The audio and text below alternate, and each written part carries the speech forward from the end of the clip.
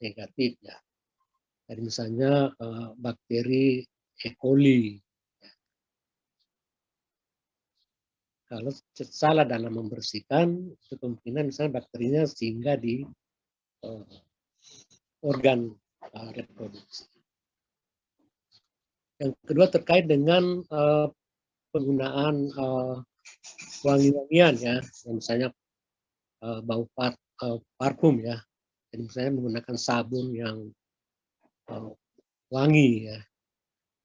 Sekarang kan banyak produksi sabun mandi yang banyak rasanya ya. Rasa stroberi, rasa jeruk, macam-macam ya. Itu tidak disarankan untuk membersihkan area reproduksi itu dengan menggunakan sabun. Tentunya ada pertanyaan, bagaimana kalau kita mandi ya, menggunakan sabun wangi, kan sekarang rata-rata wangi. Itu boleh saja, tapi jangan terlalu lama di area itu. Ya. Di area organ reproduksi, tidak boleh terlalu lama membersihkan di area itu. Kenapa? Karena wangi-wangian ini, bau wangi ini bisa mempengaruhi pH dari organ reproduksi. Ya. Karena organ reproduksi itu sudah bisa membersihkan dirinya sendiri. Jadi ada bakteri di dalam yang bisa membersihkan dirinya sendiri. Ya, kalau misalnya dari luar, ya, tidak boleh terlalu lama misalnya menggunakan wangi-wangian di situ. Karena itu bisa menurunkan pH. Ya. Jadi pH di wilayah area organ reproduksi itu sekitar 2 sampai 3 pH ya. 2 sampai 3. Jadi situ kadarnya kadar asamnya tinggi ya. Nah, kalau ini berubah, kalau misalnya kadar asamnya berubah, pH-nya naik jadi 5 atau 4 atau 5 atau 6, itu bisa menyebabkan bakteri perusak di organ reproduksi itu akan bertahan. Ya, ini salah satu upaya pencegahan yang bisa dilakukan bagaimana menjaga tetap organ reproduksi tetap sehat. Karena di situ memang ada bakteri pembersih, ya dia bisa membersihkan dirinya sendiri. Jadi kalau misalnya ada dari luar, itu bisa menyebabkan ketidakseimbangan bakteri yang ada di situ, sehingga bisa menyebabkan bibit penyakit bisa bertahan lama di situ. Bakteri organisme bisa bertahan karena pH-nya naik ya. Ketiga terkait dengan misalnya perempuan yang sudah menstruasi, itu tentunya harus menjaga kebersihannya. Jadi misalnya orang yang pada saat menstruasi kemungkinan bisa misalnya diganti 3 kali ya dalam 1 hari. Ya. Kalau dihatikan kalau terlalu lama bisa menyebabkan bakteri bisa singgah di situ. Itu upaya-upaya pencegahan secara ranah Kesmas ya. Tentunya kalau nanti sudah ada penyakit, tentunya ranah dokter lah yang memegang peran bagaimana upaya mengobati penyakit yang ada di saluran reproduksi. Jadi saluran reproduksi ini berisiko tinggi terhadap perilaku yang dilakukan oleh yang bersangkutan ya. Jadi kita melihat dari aspek perilakunya. Ya, tentunya peran kita sebagai orang kesehatan masyarakat, promosi itu lebih ditingkatkan. Kita bukan mengobati, ya, tapi adalah mencegah. Lebih baik mencegah daripada mengobati. Itu hal-hal yang bisa dilakukan terkait dengan kebersihan organ reproduksi. Jadi salah kalau orang mengatakan bahwa di situ harus wangi, harus Itu demikian, karena itu bisa membunuh bakteri pembersih yang ada di dalam organ vagina. Infeksi saluran reproduksi atau infeksi saluran reproduksi ini masuk dan berkembang dari berbagai macam bakteri, jamur, virus, dan parasit.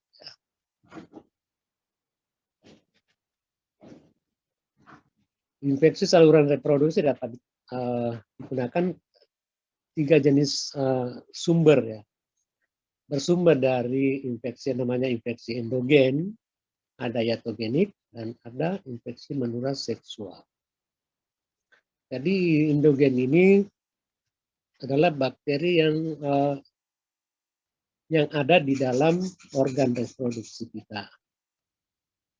Jadi bakteri yang ada di situ, itu misalnya tadi karena menggunakan bahan-bahan yang bisa merusak bakteri pembersih yang ada di dalam vagina, ya, sehingga menyebabkan infeksi namanya infeksi endogen.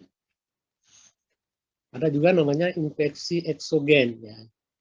Jadi infeksi eksogen itu yang berasal dari misalnya di rumah sakit, ya. Jadi pemeriksaan dokter, ada orang yang kena penyakit di organ reproduksinya, berpindah ke yang lain, ya. Nah, berpindah ke yang lain. Jadi bakteri itu mencari tempat yang baru. Nah, ini juga biasa disebut dengan nosokomial, ya. Jadi misalnya kalau orang datang ke rumah sakit, dirawat di rumah sakit, sembuh penyakitnya, setelah keluar timbul penyakit yang lain. Jadi penyakit yang lain ini penyakit yang diambil di rumah sakit, ini namanya penyakit nosokomial. Ya. Jadi orang masuk rumah sakit menyembuhkan penyakitnya, setelah kembali dari rumah sakit timbul penyakit yang lain, itu diambil dari penyakit dari orang lain yang ada di rumah sakit. Karena rumah sakit ini kan berbagai macam penyakit yang ada. Jadi bukan mengurangi penyakitnya, sembuh yang satu, malah tambah sakit yang lain. Namanya penyakit nosokomial. Penyakit yang didapat pada saat perawatan. Ya. Jadi bakteri atau organisme berpindah, ya misalnya dari organ reproduksi. Jadi namanya infeksi endogen. Jadi infeksi ini bisa karena perilaku yang bersangkutan. Seperti tadi dikatakan bahwa karena perilakunya sering menggunakan pengharum dan sebagainya, sehingga bisa timbul penyakit. Itu namanya self-infection, ya. Infeksi atogenik ini ada penyakit yang berasal dari ya mungkin peralatan-peralatan yang tidak steril, ya. Jadi peralatan yang digunakan oleh dokter itu tidak steril, masukkan di dalam vagina sehingga timbul penyakit. Ya. Jadi infeksi iatrogenik, ya. Dan yang ketiga, kemungkinan sumbernya adalah infeksi menular seksual. Ini bisa didapat dari berbagai macam perilaku, ya, misalnya pasangan suami istri yang suaminya sering keluar, ya, atau istilah lain adalah jajan di luar, ya. Sehingga masuk ke rumah ke istrinya, dia menularkan penyakit, infeksi menular seksual, ya. Yang dikenal umum misalnya dengan penyakit sifilis, ya, penyakit raja singa. Jadi ada 3 sumber penularan, ya, ada endogen, iatrogenik, dan menular seksual. Ya, jenis-jenis dari ESR ini adalah misalnya ada endogen, hubungan seksual, dan iatrogenik. Jadi asal usulnya patogen dari oportunis di vagina. tidak ditularkan pertumbuhan populasi patogen oportunis. Jadi misalnya dari aspek tadi itu dari perilaku sendiri ya merasa tidak pernah berhubungan dengan yang lain, tidak ada penyakit kenapa dia terjadi di situ. Ya seperti tadi itu dikatakan bahwa bisa saja dari perilaku mereka yang salah sehingga bisa menyebabkan infeksi di saluran reproduksi. Ya misalnya contohnya adalah Candidosis vaginalis atau vaginatus bakteria. Yang kedua adalah hubungan seksual, yaitu pasangan seks yang menderita IMS ya. Jadi pasangan suami istri, apakah suaminya atau istrinya menderita penyakit IMS. Sehingga dia cara penularannya oleh hubungan seks tidak aman atau dengan penderita IMS. Jadi misalnya tidak menggunakan kondom ya. Jadi fungsi kondom itu bukan hanya untuk mencegah kehamilan tapi juga adalah mencegah IMS ya. Jadi misalnya suaminya kurang paham atau tidak mau menggunakan kondom ya pada saat berhubungan misalnya. Sehingga kemungkinan besar risiko tinggi terhadap menularkan penyakit. Dan misalnya apalagi di lokalisasi misalnya. Lokalisasi suami yang sering datang ke sana atau laki-laki yang sering datang ke sana itu bisa saja tidak merasakan bahwa ada penyakit yang ada yang dibawa ya, sehingga menularkan kepada istrinya. Ya bisa menimbulkan penyakit yang namanya penyakit gonorrhea, sifilis, herpes, genital, trichomoniasis ya, dan lain-lain. Iatrogenik ya, jadi endogen, IMS, dan eksogen. Tiga-tiganya kemungkinan besar. Itu bisa dengan misalnya pada saat pemeriksaan medis ya. Misalnya dia ke dokter atau ke bidan dan memeriksakan kehamilan, menekan persalinannya dan sebagainya, sehingga bisa saja dia menularkan penyakit, menularkan bakteri, virus dan lain-lain.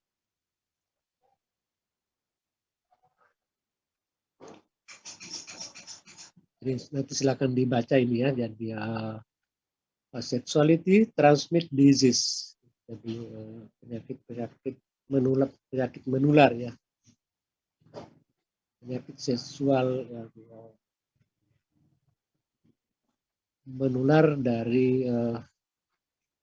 orang ke orang ya.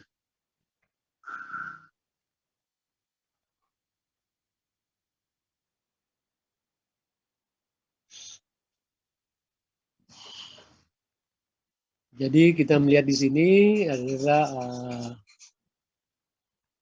infeksi saluran reproduksi non PMS atau penyakit menular seksual. Jadi mungkin alurnya ya, yang mulai dari bakteri, infeksi vagina disebabkan oleh dan berupa kasus yang tidak ada gejala. Dan biasanya mungkin perempuan tidak merasakan ini ya, gejala-gejala yang ada di dalam organ reproduksinya. Tapi tanda-tanda biasanya yang umum adalah misalnya keluarnya cairan putih.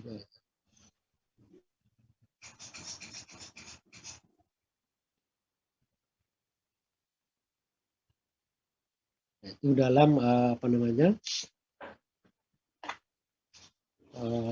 istilah keputihan ya, istilah keputihan. Itu perlu tanda-tanda perempuan harus mengenal ya. Ada gatal-gatal atau bau, secepatnya perlu pemeriksaan ya, pemeriksaan ke dokter misalnya spesialis kulit dan kelamin ya. Jadi pemeriksaan ke dokter kulit dan kelamin. Jadi dengan adanya tanda-tanda ini ya bisa meningkatkan risiko penyakit menular seksual seperti virus, herpes, dan HIV.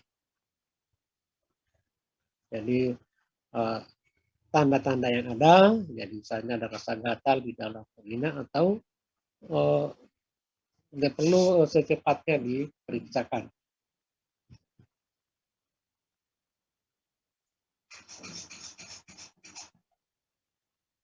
Ada komplikasi dari penyakit saluran reproduksi atau penyakit menular seksual. Jadi komplikasinya yang misalnya pada perempuan ada radang panggul, ada infertilitas, bisa menyebabkan kemandulan, kehamilan etropik. Kehamilan etropik ini kehamilan di luar rahim. Ya. Di luar rahim ini ya misalnya di saluran telur. Ya. Di saluran telur, di situ terjadi pertemuan sel sperma dengan ovum tidak dibawa ke rahim, tapi di saluran telur. Itu namanya kehamilan di etropik, ya, kehamilan di luar kandungan. Nah, ini kan berisiko ya terhadap ya apakah itu kematian ibu atau kematian janin. Ya. Jadi harus secepatnya ditangani tindakan dokter ya. Bisa menyebabkan keguguran, bisa lahir mati, bisa menyebabkan kanker serviks, kanker mulut rahim ya. Jadi kanker mulut rahim karena penyakit-penyakit AIDS dan hepatitis. Pada bayi kemungkinan akan lahir prematur ya. Berat badan lahir rendah. Ya. Jadi berat badan lahir rendah ini tentunya keputusan ada pada dokter ya. Karena tidak selamanya bahwa berat badan lahir rendah ini itu karena faktor penyakit IMS ya. Jadi misalnya BBLR ini berdasarkan standar WHO itu 2.500 gram itu dianggap berat badan normal ya. Kurang dari 2.500 gram itu dianggap BBLR. Berat badan lahir rendah. Kurang dari 2.500. 2.500 ke atas itu dikategorikan sebagai berat badan normal ya. Bisa karena sifilis, ada fenomena AIDS dan hepatitis. Jadi bayi juga bisa kena AIDS ya, karena misalnya dari ibunya ya. Jadi ibunya menularkan ke anaknya, janin. Jadi pada laki-laki ada epididymis, ada prostatis. Jadi kalau laki-laki penyakitnya ya tentunya tadi IMS dan juga karena misalnya kanker prostat ya. Kalau laki-laki ini kanker prostat hanya dimiliki oleh laki-laki. Kalau perempuan cukup banyak jenis-jenis penyakit yang ada di dalam organ reproduksi. Infertilitas atau bisa menyebabkan AIDS dan hepatitis. Itu komplikasi dari adanya penyakit IMS. Jadi gejala-gejala secara umum IMS pada perempuan, misalnya cairan yang tidak biasa keluar dari alat kelamin perempuan biasanya berwarna kuning, kehijauan atau berbau tidak seperti biasanya. Serta gatal-gatal. Ya. Keluarnya darah bukan pada saat haid, ya. Infeksi vagina. Rasa sakit pada vagina, perut bagian bawah, dan saat melakukan hubungan seksual. Muncul bintik-bintik kecil pada alat kelamin, luka atau lecet pada alat kelamin dan sekitar. Jadi perlu diinformasikan kepada misalnya ke perempuan, bila tanda-tanda ini ada, maka secepatnya perlu mengambil tindakan. Jadi jangan dibiarkan ya. Artinya di sini kita tidak boleh malu ya, karena kita misalnya orang Indonesia biasanya banyak malunya ya, apalagi organ reproduksi yang mau diperiksa. Hanya perempuan yang tidak mau. Apalagi misalnya kalau dokternya laki-laki ya, hanya wanita Indonesia tidak mau diperiksa oleh dokter laki-laki. Padahal yang spesialis, misalnya spesialis kandungan, spesialis kulit dan kelamin, itu banyak ke laki-laki. Jadi mau diapa lagi ya, namanya kasuistik darurat, ya tidak ada masalah ya.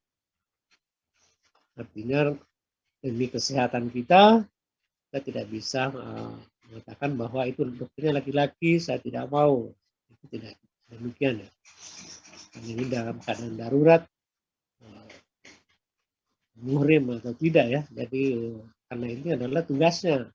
Profesinya seorang dokter tidak melihat latar belakang, tidak melihat pertimbangan-pertimbangan lain. Ya. Hanya demi kesehatan, ya, demi penyembuhan penyakit. Ya. Jadi kita tidak bisa memilah ya, laki-laki atau perempuan. Pas tidak ada perempuan di situ, bagaimana? Siapa yang memeriksakan lagi? Karena itu ranahnya adalah wilayahnya adalah dokter ya, dokter spesialis ya. Khusus misalnya kulit dan kelamin. Nah, kalau terjadi gejala-gejala ini, ya secepatnya misalnya diperiksakan. Jangan diobat sendiri, karena itu berisiko ya. Karena wilayah itu ada wilayah sensitif ya. Sensitif terhadap barang-barang yang baru masuk ya. Jadi perlu dijaga kebersihannya, dan kalau misalnya terjadi hal-hal seperti ini, perlu diperiksakan. Ya, misalnya terjadi bintik-bintik bernanah, ini apa ini? Ya, tentunya dokter tahu ya, dokter spesialis tahu bahwa ini gejala dari penyakit IMS. Tentunya dokter akan tahu ini obatnya.